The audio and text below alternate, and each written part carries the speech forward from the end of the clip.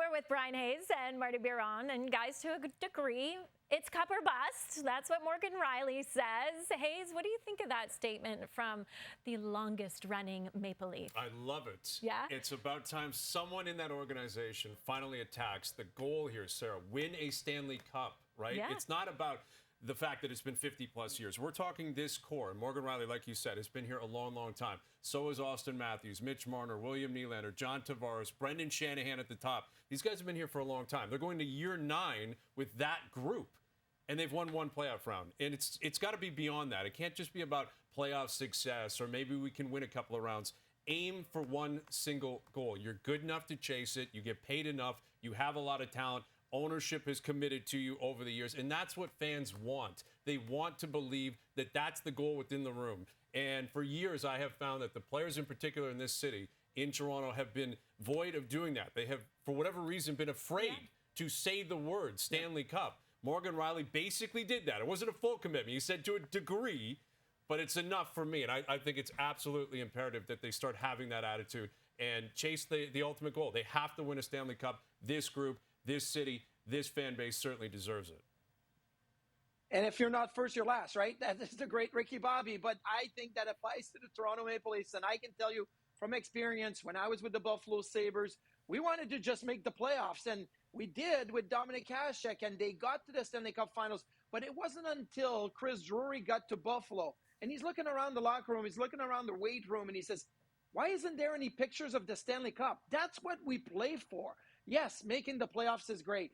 Yes, having individual accomplishment is fantastic. But what about the Cup? We have to start talking about the Stanley Cup. Now, we're still waiting in Buffalo for the Sabres to win a Cup, but in Toronto, it's been a very long time as well. And Hayes, as you pointed out, not a lot of success in the playoffs. So why don't you set the bar really high? I really like that from Morgan Rielly and leadership to say it is cup or bust. I agree. You have to go all in. Yeah, because making the playoffs is just one step and then getting to that Stanley Cup. Now, Mitch Marner also spoke today.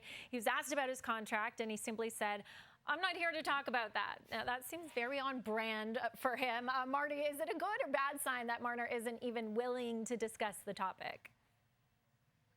I think it would have been a better sign if he approached it different. I think that's a bad sign because if you've had some conversation over the summer, and if you've had encouraging conversation, you're probably saying something more like, things are going to get figured out. I'm not worried about it. I'm focusing on hockey. But it had a little bit more of a tone that I don't want to talk about it. Like, you know, Toronto is where I want to be. It's where I love being and whatever, but I don't want to talk about it. I'm not going to talk about it. So almost more of a negative tone into Mitch Marner's approach to it, saying that, well, it's going to be a complicated issue.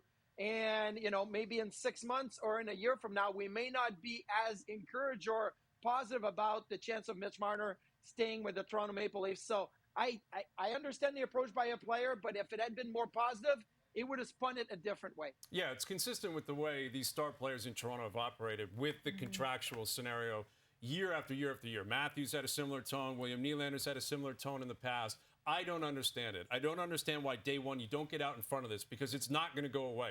In the city of Toronto, with this media, it is not going to stop. Mitch Marner cannot control that. People are going to want to ask him about it. People want to know in this city, are you going to be here long term? Does he want to be here long term? Does the team want to have him here long term? That's what's different here, right? Brad Treliving and company did not come out and say on the record, we are going to do everything we can to make sure Mitch Marner is a Leaf for life. He has not said that. That's why it's a bigger story than where Matthews was a year ago, even Nylander was a year ago. But approach it head on.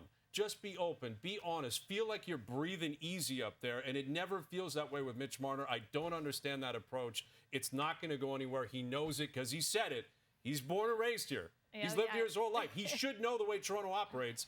That type of approach would suggest he doesn't know the way Toronto operates. It is a funny approach, isn't it? Well, Marner is, of course, eligible to sign an extension. He's the 12th highest paid player in the league this season with a cap hit of $10.9 million in the final year of his deal. Guys, thanks for this.